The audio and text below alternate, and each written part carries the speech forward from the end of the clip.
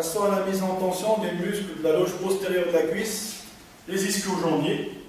Les ischio-jambiers qui sont répartis en deux groupes, une partie latérale qui est constituée par le biceps fémoral, une partie médiane qui est présente à décrire le semi-tendine et le semi-membraneux. Les ischio-jambiers ont une action au niveau du genou qui est la flexion. Ils sont extenseurs de hanche lorsque le genou est tendu, c'est-à-dire lorsqu'ils sont en position longue. Donc leur mise en tension passive, leur étirement passif nécessite une manœuvre en flexion de hanche et extension du genou. Donc le patient sera installé sur le dos, le kinésithérapeute positionné homo-latéralement par rapport au membre et par rapport au muscle à mettre en tension. On place progressivement le membre inférieur en position de flexion de hanche associée à une extension de genou afin d'éloigner au maximum les deux points d'insertion de ces muscles-là.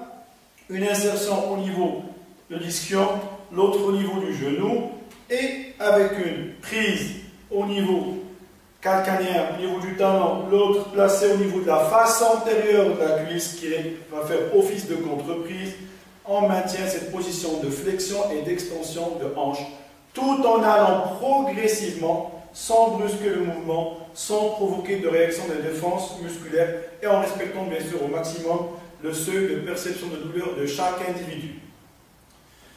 Il faut savoir que les ischio-jambiers sont des muscles qui font partie des muscles de la chaîne postérieure, qui est constituée par les muscles paravertébraux, gluteus maximus qui est le tronc fessier, ischio-jambier et le triceps sural. Donc, l'étirement, dans un premier temps, peut se faire d'une façon progressive, sans induire un mouvement de flexion dorsale de la cheville, c'est-à-dire sans mettre en tension le triceps sural. Donc, il y a moyen d'étirer les ischio-jambiers juste en faisant reposer la jambe ou la partie distale de la jambe sur l'épaule homo-latérale du thérapeute, la contreprise toujours au niveau de la face antérieure du segment fémoral, au niveau de sa partie distale et bien sûr on maintient cette position d'extension du genou et de flexion de hanche.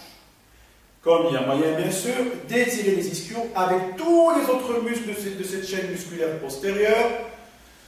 Bien sûr en maintenant toujours la hanche en flexion, genou en extension et en rajoutant cette fois-ci un mouvement de flexion dorsale qui va mettre en tension davantage les fibres du muscle triceps sural.